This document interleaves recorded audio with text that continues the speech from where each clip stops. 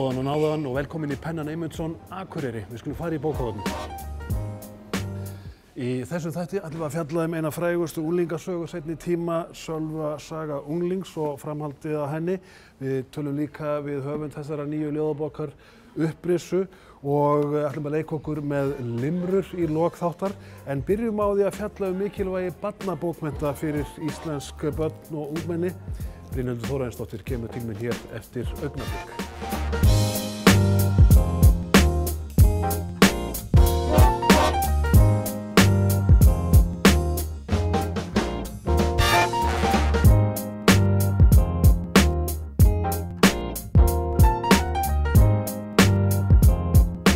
Einn helsti barnabókahöfundur þjóðarinnar býr hér á Akureyri, Brynhildur Þórarinsdóttir, og við ætlum að ræða eins mikilvægi barnabóka. Þú ert búin að gefa út, 15 bækur? Já, 15 bækur. Alltaf að? Já. Bóka komið í haust? Það er nýja bóka komið í haust. Já. Búið með hana? Já, eins og maður getur klárað bækur.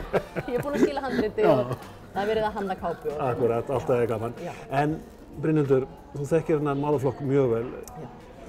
Gerum við okkur grein fyrir mikilvægi góðra barnabóka?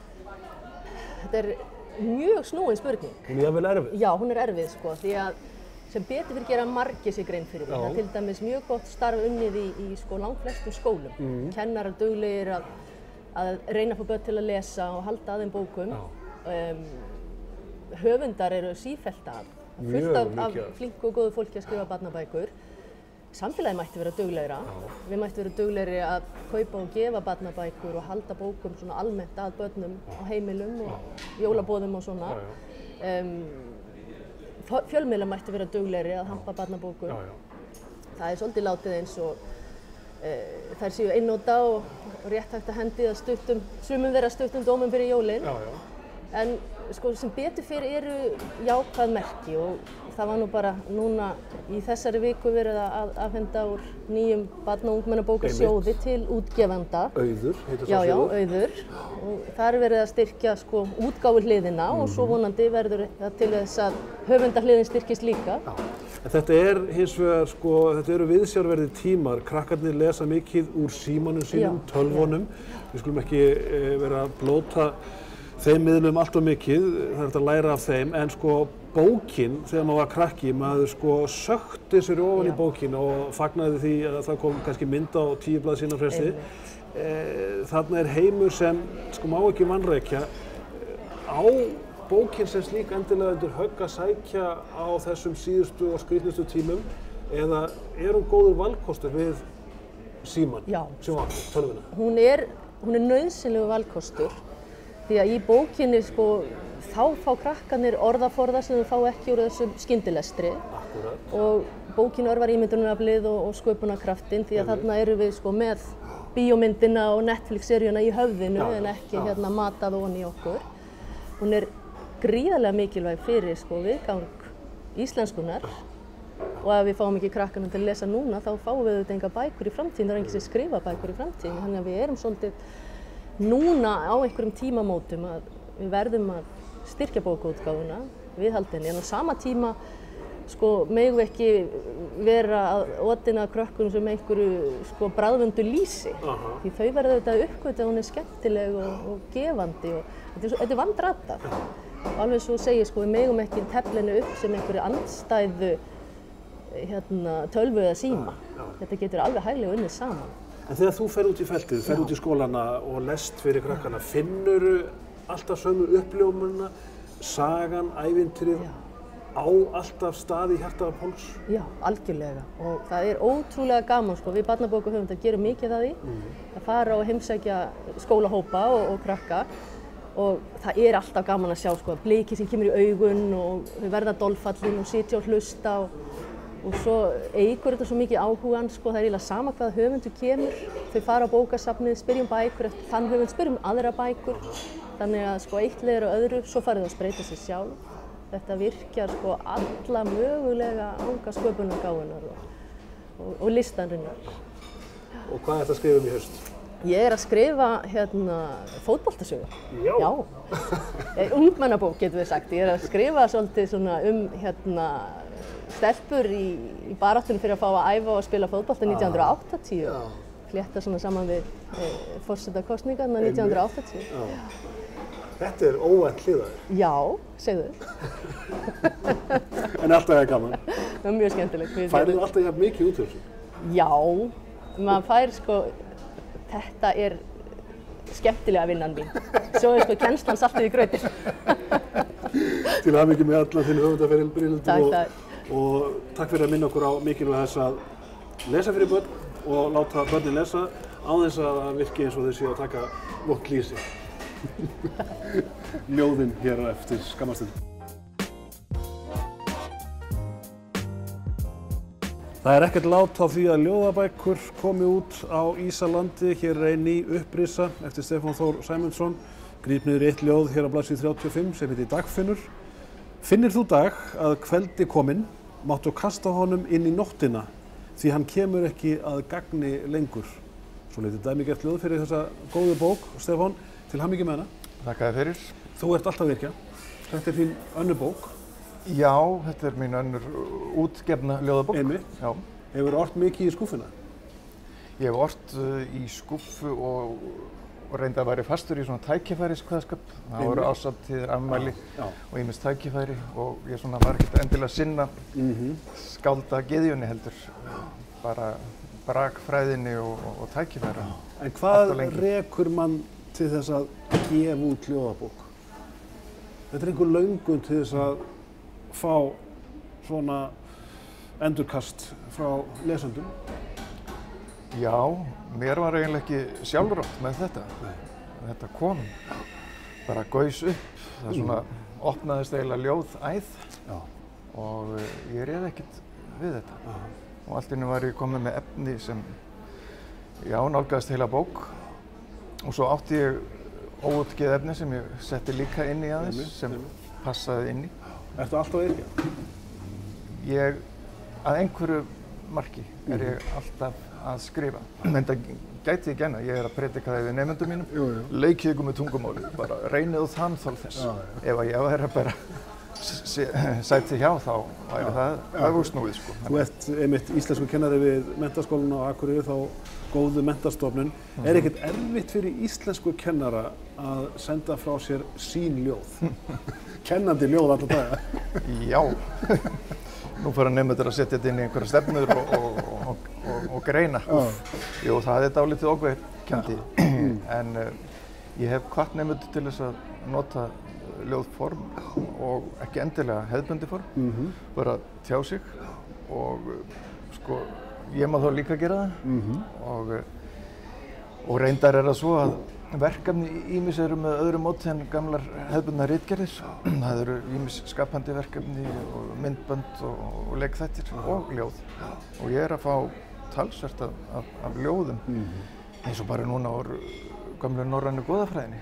Heilu ljóðabækurnar goðin okkar gömlu. Maður þekkir það frá sinni menntaskólatíð að það var mikið ort og eiginlega allan sólarhringinn, en er það svo ennþá? Það er eitthvað dregið úr því, eða drógur í þessu tímabili. Þessi skólaskáld og ljóði í skólablóðunum, þeim fækkaði. En svona með kannski rapp og hip-hop bylgjunni þá held ég að hafi komið aftur. Það er að koma aftur? Já, og svona alls konar rímfléttur, orðarleikir og líka bara yrkja frá hjartanum. Og það er ennþá þessi skúfuskáld, það er ennþá verið að yrkjum ást og rómantík og erfiðleika lífsins. Það er alveg klassískt. Hvernig yrkir Stefán Þór? Er þetta áhlaupsvinna eða eru hugmyndir alltaf að elta þig? Máttu ekki labba frem hjá ljósastöður á þess að fá hugmynd? Hugmyndirnar hafa verið djúpt faldar ansi lengi. Sennilega bara vinnan og svona þetta daglega amstur. En ég held að það hafi eitthvað gerst bara þegar líf mitt fór að ná einhverju jafnvægi. Sumir halda manni þurfa að líða óskaplega illa til þess að geta ort í þjáningunni sko. Helst berglasjúkur og blautur í gegn? Já, alveg sko. Grúttimbraðar og ástarsorg, eilífri ástarsorg. En mín reynsla er svo að ég get þetta af því að ég er ekki í ástarsorg og ég er svona komin á góðan stað í lífinu. Og þá bara vaknaði ég upp við það, kannski miðjanótt, að það voru að fæðast ljóð og þau bara streymdu úr æðum mér. Og það er mjög sérstök tilfinning að sko, vera milli svefns og vöku og það streyma ljóð og jafnvel inn í eitthvert form sem ég ætlaði ekkert að hafa það í. Aha. Alveg merkileg reynsla. Ljóðið er kyngi kröftugt. Já. Í einfaldleika sínum. Já, og ég held að þetta sé fjölbreytt af því að mér var ekki sjálfrátt eins og ég segi, að þá koma ýmsar formtegundir þarna inn í. Til hamingju með þessa bók. Ofsalega gaman að dýfa sér í hérna. Og lesa þessar hugmyndir sem eru komnar á blað í bókinni Upprissu eftir Steinar Þór. En við höldum áfram eftir skamma stund og kynnumst á höfundi Sölva sögu sem sló í gegn fyrir örfáum árum. Framhaldið reyndar kom stuttu síðar og svo ætlum við að fjalla limrur. Skemmt okkur með limrum hér eftir andartak.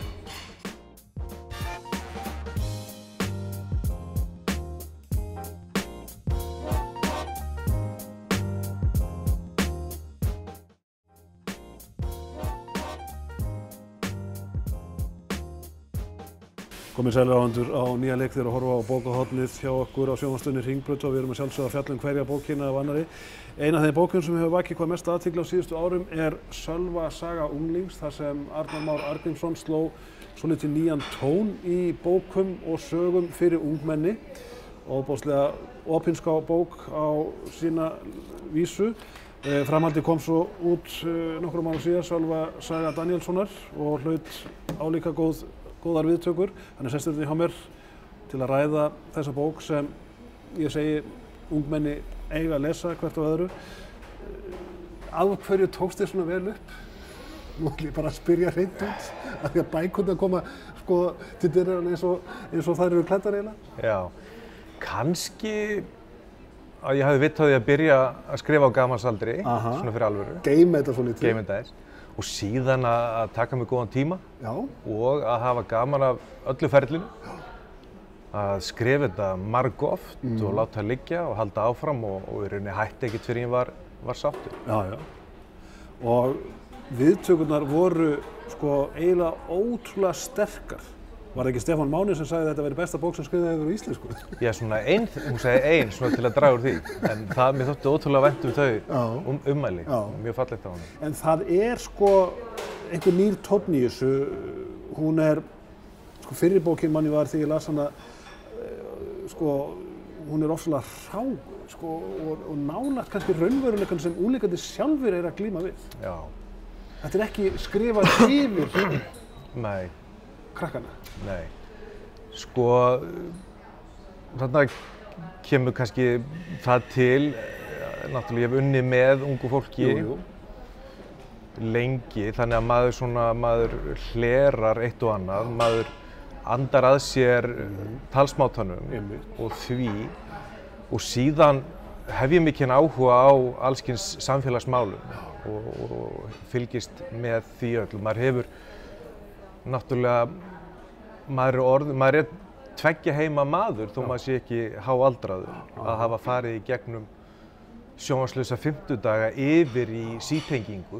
Þannig að það er ofsalega dýrmætt og að afi var sko fæddur 1907 þannig að maður andaði sér þeim viðhorfum sko og síðan sko fór maður í gegnum þetta í kringu 2000 svona seinni klámbylgjuna og það er svona kannski, já, það sem maður getur verið þakklátur fyrir, maður getur sagt svo, að hafa haft þessa sýn. Já, og þú ert í raun að tengja saman tvo ólíka heima í þessum sögum. Já.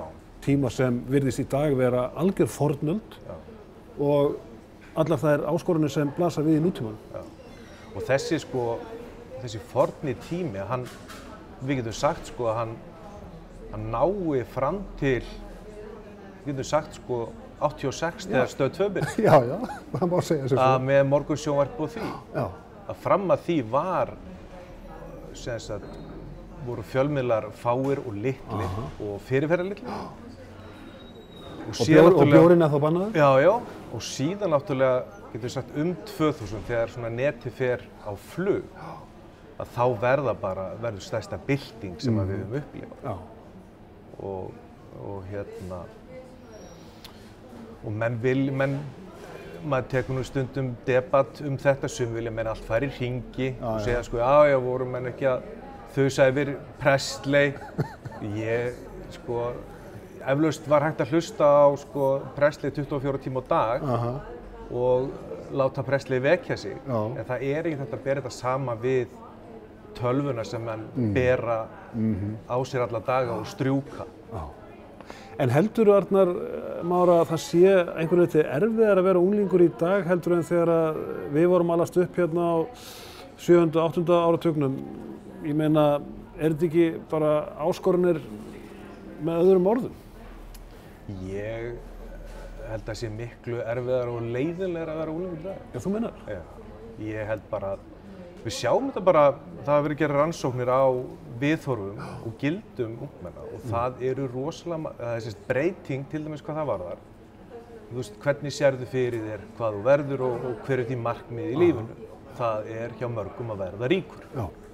Og það hefur breyst mjög mikið. Já. Og neysluhyggjan, auglýsingamennskjan, markaðsvæðingin á öllum sviðum gerir þessi ár sem að hafa alltaf verið snúin. Það engin regla að maður þarf svona sinn frið, maður þarf að vera, það þessar áskoranir sko að maður gengur í gegnum svona feimni tímabil og ég held til dæmis að tækin samfélagsmiðlarnir seinka oft þessu ferli að ég sé það stundum eins og þú þekkir í Emma bekkjakerfi ennþá. Það getur tekið langan tíma fyrir bekkja að hrista saman. Það kemur hópur fólk saman í einhverju rými og það ekkert sjálfsagt að menn blandi ekki inn. Og já, þess vegna finnst mér þetta mjög spennandi að sjá hvort að okkur tækist að taka nokkur skref tilbaka. Af því að þetta hálf ömurlegt að horfa upp á hvort sem það í skóla eða annars staðar sem að fólk gengur horfandi, strúkandi síma. Það náttúrulega bara kjánaleg hegðun. Aftur á bókinni, að bókunum sem fengu bókmenntaverðlaun Norðurlandaráðs 2016 í ungmenna- og barnaflokki. Það sem sko vakti hvað mesta athygli þegar þær komu út, svo fyrri, 2015 ekki? Já. Var hvað þú gekkst hreint til verks. Ekkert erfitt að skrifa sko sig inn í ungmenna árin með öllu því sem fylgir? Klámi, kynlífseinum og öðru slíku. Þarftu ekki stundum að hafa varan á þegar þú skrifar eða sleppur þau fram að þér beislunum? Allt þjónar þetta náttúrulega einhverjum tilgangi og eins og með Sölva að sko klámþráðurinn í bókinni að þetta náttúrulega endar með því að honum og lesanda verður ljóst að öll þessi neysla hefur gert hann að einhverju leyti óhæfan allavega sinn til þess að tengjast öðru fólki. Að bilið hefur bara breikkað á milli raunveruleika og ímyndunar. Þannig að, nei, veistu að ég auðvitað náttúrulega stundum tekur maður einhvern veginn til orða þannig að manni finnst það kannski óþægilegt og þetta er alltaf gaman að segja frá því að í upphafi bókar þarna rifrildi milli hans og móður hans og svo ég segi það bara í sjónvarpi að hann kallar hana tussu sem í rauninni eitt grófasta orð sem menn nota á íslensku. Að bókin hefur verið þýdd á nokkur tungumál og vinir okkar í Færeyjum, þeir treystu sér ekki til að nota þetta eða sambærilegt orð. En þetta er nauðsynlegt orð. Sýnir sko hvar hann staddur. Þetta er raunverulegt orð. Þetta er raunverulegt orð og af því að hún tekur þessu mjög illa. Maður tekur því ekkert illa ef einhver kallar mann fávita eða norn eða eitthvað þannig. Þá ertu í raun að svíkja málstæður. Það verður ekki framhald á þessu? Nei. En þú ert að skrifa eitthvað annað? Já, ég með 2 svona hugmyndir af skáldsögum sem að vonandi verða veruleika. Gangið vel. Takk hérlega. Förum yfir í limrurnar hér eftir skamma stund.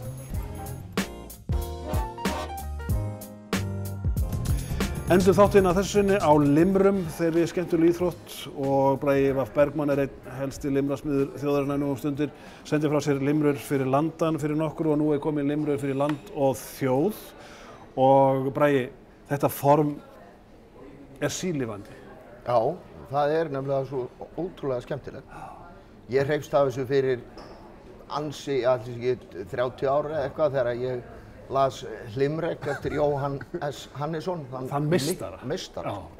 Dásamlegt. Og sko, það að grípa hvarvetna niður þessa bók og skemmta sér. Hér nú Braga Blues. Öll okkar fjárviting farin, hún fór í að innrétta barinn, en einnig fór smá í að flytja inn strá höfundar réttar varinn. Jú. Hér fréttaskýring í limrunum. Já, fréttaskýring. Já, sko hvað þarf limran að hafa? Hún þarf að hafa kersksni. Já, erfið rímorð oft. Já.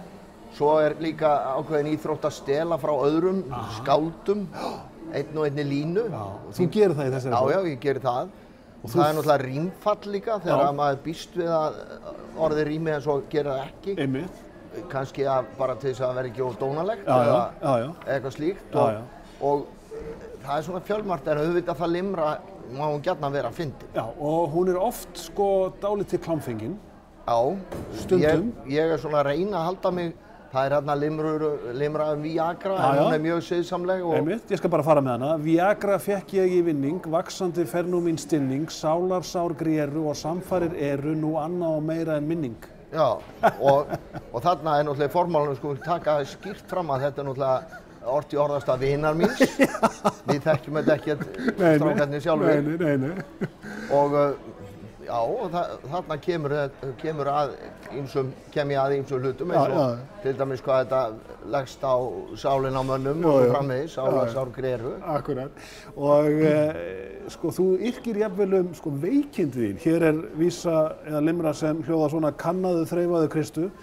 Kristu þín dýrmætu eistu, þar liggur þunginn þuklaða punginn ef vágestur kemur þá veistu. Já, ég var svo ótrúlega heppinn að finna krabbamein í eista í fyrsta mottumarsinum. Þegar Þorsteinn Guðmundsson leikari hvatti okkur strákana til að þukla punginn. Það var þarna hraðvaxta illkynja æxli sem var bara fjarlægt og ég fekk gult spjald en ekki rautt og hef bara lifað góðu lífi síðan. Þetta orti ég, þannig að auðvitað yrkir maður bæði eitthvað sem grafalvarlegt og svo skemmtilegri og léttari hluti. Já. En þú ert búinn að gefa út býsna mikið safn af limrum. Ertu alltaf að? Já, ég alltaf að og þetta önnur bókin. Þessi gula limrur fyrir landa kom út fyrir 10 árum. Þessi 8 kom út 2-3 árum seinna en bara stundum þetta svona. En það eiga að vera 4. Og ég stefni að 3. bókin eftir kannski 2 ár og 4. eftir 4-5. Það verður þetta svona fjórleikur. Rennur þetta áreynslulaust upp úr þér? Mjög oft, já. Og ég alltaf með í vasanum miða og til dæmis á forsíðu bókarna sést einmitt hérna orti ég langlífarólf og skrifaði það framan á gluggaumslag.